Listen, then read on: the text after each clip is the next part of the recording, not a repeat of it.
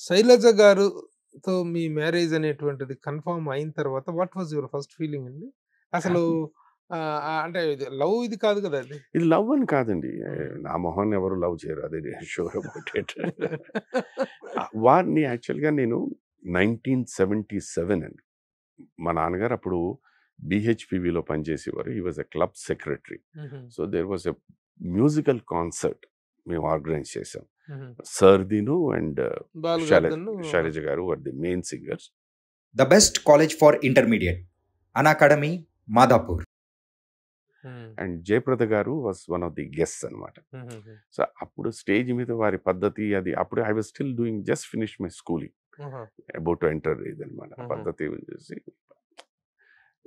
అంటే ఇలా ఉంటారా, డిగ్నిఫైడ్‌గా ఉంటారా అన్నది. అది అనుకోకుండా అక్కడ చూసారా ఫస్ట్? ఫస్ట్ అక్కడ. మీరు 10th క్లాస్ అప్పుడు. నేను just finish my 11th. 11th. Okay.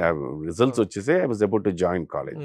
ఆ హాలిడే పీరియడ్‌లో నాన్నగారు ఈ ప్రోగ్రామ్ ఆర్గనైజ్ చేసినప్పుడు ఐ యూజ్డ్ టు ఫస్ట్ ఆవిడ డయాస్ మీద చూసింది అప్పుడు. అప్పుడు మాట్లాడడం గానీ, చూడడం ఏం గానీ లేదా? ఏమీ లేదు. ఈవెన్ సార్‌తో కూడా నేను ఎక్కువ ఇంటరాక్ట్ అవ్వలేదు. బికాస్ నేను అక్కడికి వాళ్ళని వెళ్ళి రిసీవ్ చేసుకునేటప్పుడు నాకు ఆర్కెస్ట్రా మెంబర్స్ అందరినీ రిసీవ్ చేసుకుని జాగ్రత్తగా వాళ్ళకి కావాల్సిన ఫుడ్ ఏర్పాట్లు అవన్నీ చూసుకోమని చెప్పేసి వెళ్ళిపోయారు.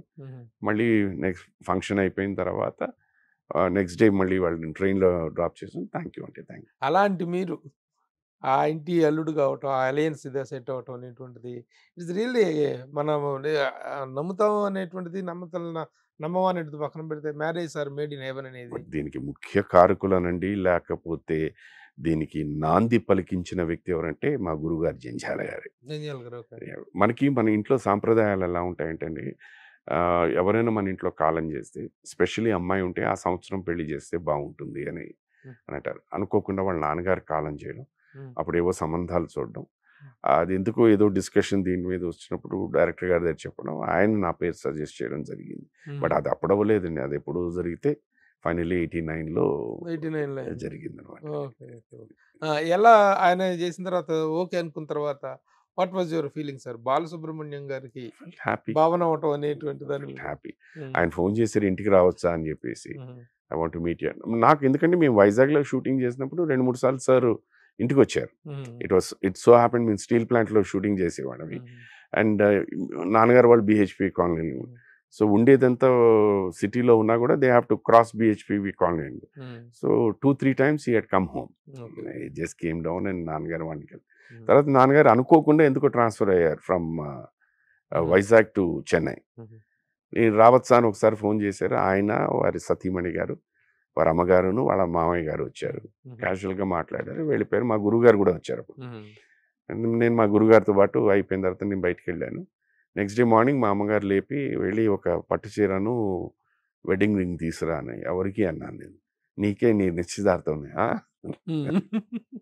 It happened. ఏదో శ్రావణ మాసం అయిపోతుంది, ఇప్పుడు నిశ్చితార్థం చేసుకుంటే we'll think about the dates అని చెప్పేసి that is how it happened. August 30th, 89 నిశ్చితార్థం, 21st December 89 మా పెళ్లి. శైలజ గారు డామినేటింగ్, మీరు డామినేటింగ్? ఎవ్వరు లేదండి. Both of us. Ours is give and take. We are more like good friends అండి. More than like husband and wife kind of. We are very good friends. ఏదున్నా we openly talk. దీంట్లో ఏంటంటే ఇప్పుడు నేను జీవితం గురించి వీటి అన్నిటి గురించి నేను ఆలోచిస్తుంటే that is a small difference between a discussion and an argument. Discussion అనేది ఇది ఎందుకు ఇలా చేయొచ్చు, ఎందుకు ఇలా చేయకూడదు. ఆర్గ్యుమెంట్ ఇది ఇలాగే చేయాలి. That is what is the thin line. ఆ థిన్ లైన్ కనుక మనం క్రాస్ చేయగలిగితే లైఫ్ ఇస్ బ్యూటిఫుల్ అండి. మనుషుల యొక్క రిలేషన్స్ లో ఆ 49-51 ఆ పర్సంటేజ్ ఉంటుంది చూసారా, ఆ ఒకటే తేడా. అక్కడ రెండు మ్యాచ్ అయితే ఇట్ ఇస్ గ్రేట్. సార్ ఈ ప్రపంచంలో ప్రతి ఒక్కరికి అన్ని విషయాలు తెలియవు. బట్ ఒకటి మాత్రం సత్యం, ప్రతి మనిషికి ఏదో ఒక విషయం తెలుసు. అది నువ్వు అర్థం చేసుకోగలిగితే. ఇప్పుడు నేనున్నాను సార్, నాకు అన్ని తెలియదు. అవును. నాకు తెలియని నేర్చుకోవడం అనేది, తెలుసుకోవడం అనేది ఇంట్రెస్ట్.